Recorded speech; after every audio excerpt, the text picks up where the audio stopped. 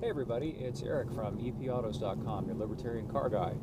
Had a brief little rant for you this morning. I was thinking about George W. Bush, who in my opinion really mashed the gas pedal to the floor as far as accelerating this country toward an outright police state. Which, when I stop to think about it, is something that we should have expected given Bush's family antecedents. Some of you who are familiar with the Bush clan may know about these, but I'll give you a quick little primer about them. Bush's father's father, so his grandfather, Prescott Bush, was a Nazi smuggler, got in bed with Nazi industrialists and supported the Hitler regime to such an extent that he was actually investigated by the federal government for doing that. But he got rich off the Third Reich, and it's curious and interesting the affection that the Bushes have for things German. The thought cropped into my head that it was the Chimp who gave us all this homeland stuff post 9/11. Some of you may be like me and enjoy reading about history, and I've always been kind of struck dumb by the use of that term here in America, the homeland. The German word for that, of course, is Heimat. And the Nazis were very much into the Heimat. They had things like the Heimatsicherheitsdienst, which is literally the Homeland Security Office or Department. And guess what we have now? We have a Homeland Security Department. That's how it's rendered in English. In German, it is Heimatsicherheitsdienst.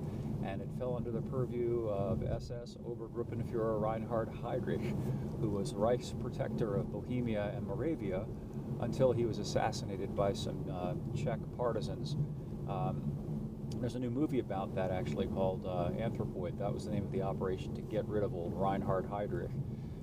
But anyway, that by itself wouldn't be so alarming, but then I got to thinking about Bush referring to himself as the decider. You guys remember that?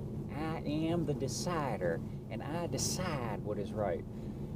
It's odd because in German, the equivalent of that would be order giver, and the term for that would be Befehlshaber.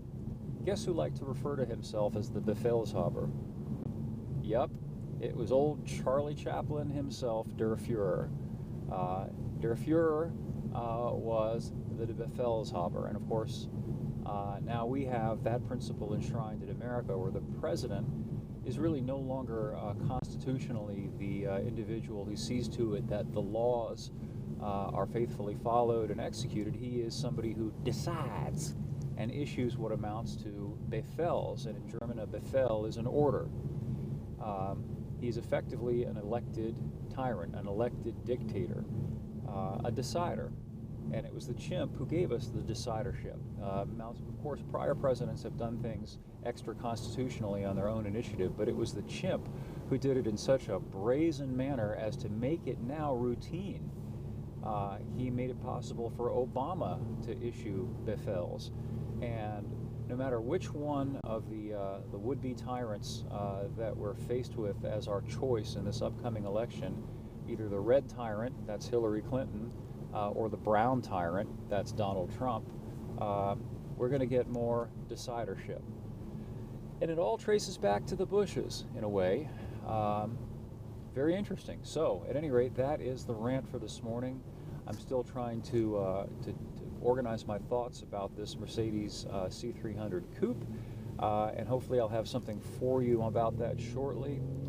Meanwhile, there's some new stuff on the website, including something I found about a police captain or some other hero in charge, I think it was in Mississippi, who got pulled over for drunk driving and was given the blue discount, not arrested, not charged.